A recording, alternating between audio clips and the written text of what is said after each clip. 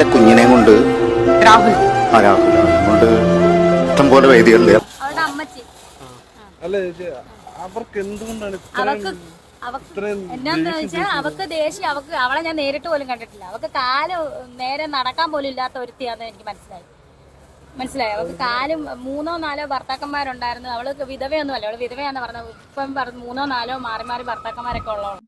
അങ്ങനെ രേണുസുതി നാട്ടിലെത്തിയിട്ടുണ്ട്. നാട്ടിലെത്തിയ ഉടനെ തന്നെ ആരുടെ വൈരാഗ്യവും ദേഷ്യവും കൊണ്ട് എന്തൊക്കെയോ വായിൽ തോന്നുന്ന വിളിച്ച് പറയാണ്.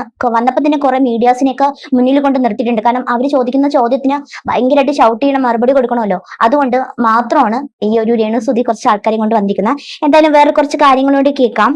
ഒരുപാട് വഴക്ക് പറയുന്നുണ്ടായിരുന്നു, അവനെ ചേർത്ത് പിടിച്ചില്ല എന്നൊക്കെ പറയുന്നുണ്ട്. അപ്പം ഈ കഴിഞ്ഞ വരെയും ഈ 24-ാം തീയതി വരെയും ചേർത്ത് പിടിച്ചുകൊണ്ടിരുന്നിട്ടും പിന്നെ പെട്ടെന്ന് എന്താണ് ചേർത്ത് പിടിച്ചില്ല എന്നൊക്കെ പറയുന്നത്. അതൊക്കെ വെറുതെ എനിക്കറിയില്ല. ഞാൻ എന്നെ കൊണ്ട് പറ്റുന്ന പോലെ ഞാൻ ചെയ്തിട്ടുണ്ട്, നോക്കിയിട്ടുണ്ട്. 22 വയസ്സുള്ളൊരു കുട്ടിയാണ്. അപ്പം വളർന്നു വന്ന കുട്ടിയാണ്, പ്രായപൂർത്തിയായ കുട്ടിയാണ്. ഇനി അവന്റെ സ്വന്തമായിട്ട് സമ്പാദിക്കാറായി ജീവിക്കട്ടെ. എനിക്കെന്തായാലും ജീവിക്കണം. കാരണം എന്ന് വെച്ചാൽ എനിക്ക് ഋതപ്പൻ 6 വയസ്സേ ഉള്ളൂ, അവൻ കുഞ്ഞാണ്. അവന് വേണ്ടിയിട്ട് എന്തായാലും ജീവിച്ചേ പറ്റത്തുള്ളൂ. അത് ഞാൻ മുന്നോട്ട് അങ്ങനെ തന്നെ. നാള് കിച്ചു ആണ് എന്റെ മൂത്ത മകൻ എന്ന് പറഞ്ഞിരുന്നു. പക്ഷെ ഇപ്പൊ പെട്ടെന്ന് മാറിയിരിക്കാണ്. ഇനി എനിക്ക് ഋതപ്പനാണ് മകനായിട്ടുള്ളത്. കിച്ചു എന്തായാലും വലുതായി പോയല്ലോ. കിച്ചു ഇനി എന്ന് വെച്ചാൽ വേറെ ആരുടെ മകനാണല്ലോ. ഇനി സ്വന്തമായിട്ട് സമ്പാദിച്ച് സ്വന്തമായിട്ട് ജീവിക്കട്ടെ. എനിക്ക് എന്റെ മകന്റെ കാര്യം നോക്കാനേ നേരമുള്ളൂ. എനിക്ക് എന്റെ മകന് വേണ്ടിയിട്ട് ജീവിക്കണം എന്നുള്ളൊരു ലാംഗ്വേജ് ഒക്കെ അവിടെ വരുന്നുണ്ട്. അപ്പൊ ഒന്ന് ആലോചിച്ച് നോക്കിയേ, കിച്ചു ഇവിടെയാണ് ഒറ്റപ്പെടുന്നത്. എന്റെ അഭിപ്രായത്തിൽ കിച്ചു എന്തെങ്കിലുമൊക്കെ സത്യം ഉണ്ടെങ്കിൽ ഈ ഒരു സമൂഹത്തിന്റെ മുന്നിലേക്ക് വന്ന് തുറന്നു പറയുക. അതും കിച്ചുന്റെ കുടുംബക്കാരുണ്ടെങ്കിൽ അത്രയും നന്നായിരിക്കും. ഇനി ഈ ഒരു സമൂഹത്തിന് മുന്നിൽ ഈ ഒരു സ്ത്രീയുടെ പേരും പറഞ്ഞിട്ട് കിച്ചു നാണം കെടേണ്ട അവസ്ഥ വരരുത്. പിന്നെ ഒരു ചേർത്ത് പിടിക്കേണ്ട കാര്യം പറഞ്ഞിട്ടുണ്ടെങ്കിൽ ഈ ഒരു 24-ാം തീയതി വരെ കിച്ചുവിനെ ചേർത്ത് പിടിച്ചിട്ടുണ്ടായിരുന്നു. അതും പൈസ കൊടുത്താണ് ചേർത്ത് പിടിച്ചിട്ടുള്ളത്, അല്ലാണ്ട് സ്നേഹം അങ്ങനെയൊന്നുമല്ല.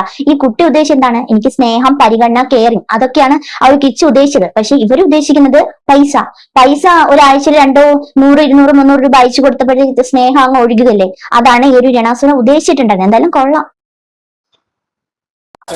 കിട്ടിയോ അവളുടെ അമ്മച്ചി?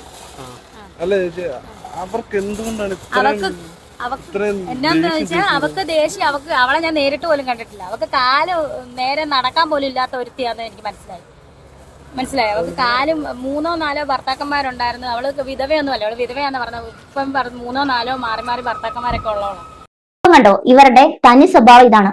വന്നപ്പോഴേ ഷെഫീന ബീവിക്ക് കൊടുക്കേണ്ടത് പ്ലാൻ ചെയ്തിട്ടാണ് വന്നത് കേട്ടോ. എന്തായാലും തിരിച്ച് ഉടനെ തന്നെ കിട്ടുന്നതായിരിക്കും. എങ്ങനെയാണ് ഇവർക്കൊക്കെ ഇങ്ങനെ പറയാൻ തോന്നുന്നത് എനിക്ക് മനസ്സിലാവുന്നില്ല. ദേഷ്യം കാണും, വൈരാഗ്യം കാണും. അത് കിടപ്പിലാവാനും ഇരുന്ന് പോകാനൊക്കെ ഒരുപാട് സമയമൊന്നും വേണ്ട. അത് നമ്മള് ഒന്ന് വീണാൽ മാത്രം മതി. ചിലപ്പോൾ വീഴുമ്പോൾ ഉണ്ടാവുന്നതായിരിക്കും. ചിലപ്പോൾ അങ്ങനെയുള്ള പല കാര്യങ്ങളും കാണും. രേണാസുനിയുടെ ചേച്ചി ഒരു കാര്യം പറയുന്നുണ്ട്. ചെലവിലാണ് കുടുംബം മൊത്തം ജീവിച്ചെന്നൊക്കെ അതുകൊണ്ട് അതൊക്കെ ശരിയാണ്. അത് കിച്ചു അത്രയൊന്നും പറഞ്ഞതായിട്ട് എനിക്ക് തോന്നുന്നില്ല. കാരണം സഹോദരങ്ങളാണ്. ഇപ്പൊ ഞങ്ങള് സുധിച്ചേട്ടൻ എന്തെങ്കിലും ചെയ്തിട്ടുണ്ടായിരിക്കും, സുധിച്ചേട്ടൻ തിരിച്ച് ഞങ്ങൾക്ക് എന്തെങ്കിലും ചെയ്തിട്ടുണ്ടായിരിക്കും. ഇപ്പൊ സഹോദരങ്ങൾക്ക് അങ്ങോട്ട് എന്തെങ്കിലും ഒരു സഹായം ചെയ്യുന്നുണ്ടെങ്കിൽ അത് കടമയായിട്ട് തന്നെ കാണുന്ന ആളാണ് ഞാൻ. അല്ലാതെ കടപ്പാടായിട്ടോ ബാധ്യതയായിട്ടോ കാണുന്നവരാണ് അതേക്കുറിച്ച് ഈ കുറ്റമായിട്ട് പറഞ്ഞു നടക്കുന്നത്. കിച്ചു എന്ന് പറഞ്ഞ വീഡിയോയില് കൊറോണ സമയത്ത് ഈ ഒരു എന്റെ അച്ഛനാണ് ഇത്രയും 10 പേരെ ചെലവത്ര നോക്കിയിരുന്നാണ് കിച്ചു പറഞ്ഞിട്ടുള്ളത്. ഇനിയും കാര്യങ്ങൾ പുറത്തു വരട്ടെ. കാരണം കിച്ചുവിന്റെ കുടുംബക്കാർ വന്നിട്ട് എന്താണെന്ന് പറഞ്ഞാല് ഈ ഒരു സമൂഹത്തിൽ വന്ന് പറയുക. ഇല്ലെങ്കിൽ ആ കിച്ചുവിന് ഈ സമൂഹത്തിന്റെ മുന്നിൽ വേണ്ടാത്ത രീതിയിൽ വലിച്ചു കീറുകയാണ് ചെയ്യുന്നത്. ഓരോ ആൾക്കാരും ഈ ഒരു രേണുസുനയുടെ PR വർക്കുകളെല്ലാം കൂടി ചേർന്നിട്ട് ഈ കിച്ചുവിനെ വളരെ മോശമായിട്ടുള്ള രീതിയിലാണ് പ്രസ്താവിക്കുന്നത്. അത് മാത്രമല്ല, ഈ ഇപ്പൊ കുറെ കൂട്ടുകാരികൾ, ഈ ജാസി ആണെങ്കിലും ഒക്കെ അവരൊക്കെ ആണെങ്കിലും വളരെ മോശമായിട്ടാണ് ഈ ഒരു കിച്ചു എന്ന പയ്യനെ മോശമാക്കി ചിത്രീകരിക്കുന്നത്. അതാദ്യം മനസ്സിലാക്കുക. ഇതെല്ലാം ഒരു സുധി എന്ന് പറയുന്ന ആ മനുഷ്യൻ മേളിൽ നിന്ന് കണ്ടോണ്ടിരിക്കല്ലേ. അയാളുടെ ആത്മാവിന് പോലും നിത്യശാന്തി കിട്ടത്തില്ല. അത്രയ്ക്കും അയാള് ഇത് മരിച്ച നാൾ മുതൽ ഇത് കേൾക്കുന്നുണ്ടായിരിക്കും. ഭൂമിയിൽ ഇല്ലെന്നേ ഉള്ളൂ, അയാൾക്ക് മേളിൽ ഇരുന്ന് എല്ലാ കാര്യങ്ങളും കാണുന്നുണ്ട്. തന്റെ മകനെ ഒറ്റപ്പെടുന്നതും തന്റെ മകന്റെ അവസ്ഥയും മകൻ ചിന്തിക്കുന്ന കാര്യങ്ങളും എല്ലാം അയാൾക്ക് മനസ്സിലാവും. എന്തായാലും നന്നായിട്ടുണ്ട്.